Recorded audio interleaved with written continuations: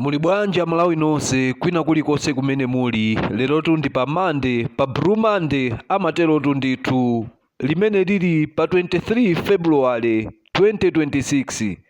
Yayi ndakhala ndikufunisisa kumana ndi anko pa maissues ambiri chifukwa pali maishu okwana atatu amene ali ngati controversial amene akuyenera kuti achitidwe sort out.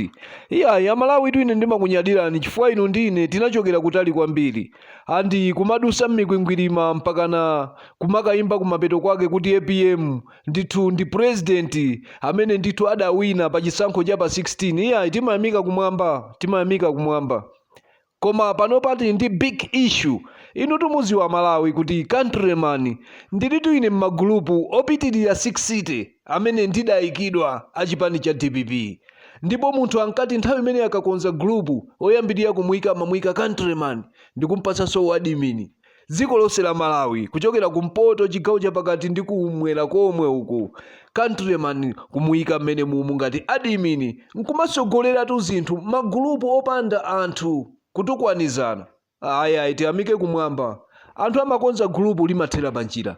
Koma magulupu a DPP amene watu ndi okoma ndipo timadziwa zoti kusogoloko kwakuyenera kudzakhala okomesesa malinga ndi lingaliro limene anthu osatira chipani chimenechi amakhala ali nalo.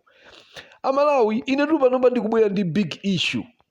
Koma sikuti ndingaope kuinyamula pamutu panga chifukwa chonena kuti chinthu ngati chabwera pa tebulo panga chimayenera kukhala kuti chimene chafika kwa countryman basi zomwe ndimadalira basi ma right thinking, right action, right understanding. Ndiye nkhani imene ndabwera nayo panopa sikuti ndiyayitali kwambiri yayi. Koma nkhani imene yasokoneza magulupu opyolera 6 andi ndi nkhani imene yakambidwa kwa 3 days. Nkhani imene itu Amalawi ndiyokhuzana ndi Honorable Namalomba adalankhula kunena kuti anankhumwa amene wawakhaya akhoza kubwerera ku DPP malinga ndi akuti ku parliamentiko mmene adalankhulira anankhumwamo Honorable Namalomba zidawasangalatsa. Andi sitikudziwa kuti mwina adangolankhulira mwina fapena anthu amati kulankhulira mu chinkondo eti. Koma issue imene iyi ndati ndauze Honorable Namalomba kunena kuti Amalawi ochuluka nkhani meja sana ilandire. Andi Amalawi ochuluka ndokhumudwa kunena kuti kwa anthu onse amene ali Malawi muno mmene alili anthu mucha kwadumpha ngati tingoyerekeza ndikopatsani chisanzo kwadumpha ngati Honorable Otanyamilandu kwadumpha ndukafika kuchemerera munthu wina ake okhala ngati zina yake ndi Kondwani Nankhumwa amene adalephera kulanda chipani mbuyomu. Ndiye mukhala ngati kuti bwana mukumpanga munthu ujano sopano kumuonetsa ma green lights kuti akhoza kubwera ku chinthu chicha tizambe za makampu azapanga kiremu president. Nde anthu okonda chipani cha DPP akupempha Honorable Namalomba kuti achitani withdraw cha mawu amene acha chifukwa chonena kuti magulupu mosemu anthu akufotokoza kunena kuti amene angabwerese Kondwani Nankhumwa ku chipani cha DPP Malawi munomu alimo munthu mmodzi andi munthu ameneyo ndi Professor Peter Arthur Mutharika. Ndi amene angathe kubweresa mu chipani cha DPP munthu ngati Kondwani Nankhumwa. Chifukwa palipo munthu kubweresa munthu ngati ineyo amene ndimachifera chinthuche ngati chinthu chimene chikusogozedwa ndi munthu wa Mulungu profesayo ngati ineyo singalole kuti tizikhala ngati kuti chimene tikupanga situchiziwa. Kuteko mmene tikukhalira papa mmene tilili chonchimu opanda mpungwe nkumakhala ndi anthu mmene mukubwinobwino kuteko pamene pazikukhala ngati kuti sizikuyenda.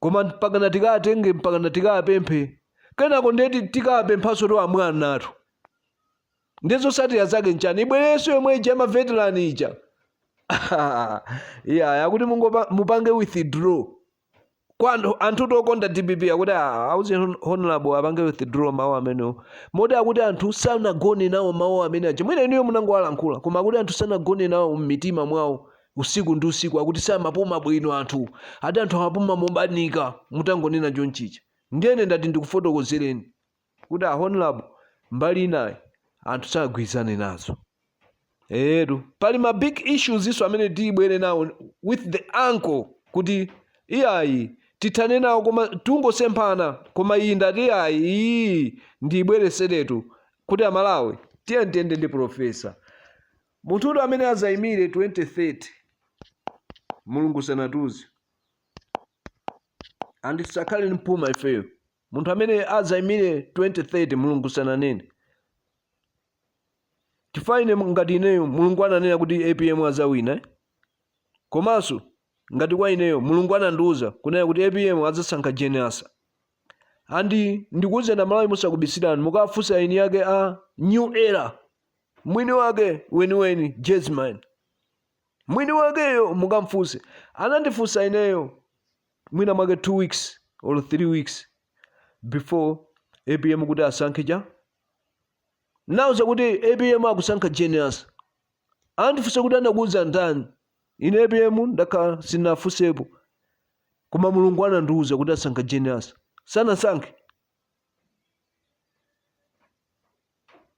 kumene APM tusanandiuze kumene ndanena kuti APM akusankha Jenasa mwa makandidate onse aja nali malawi muno anthu msakuwatchula Jenasa nnanena kuti ndi mulungu amanena mu mtimamo ndi apa tisambe kupanga zoyitana anthu kuti anthu azikangana za 2030 tiye tikhale mmene zitilimu apapa anthu azingogwira ntchito mulunguso azatiuza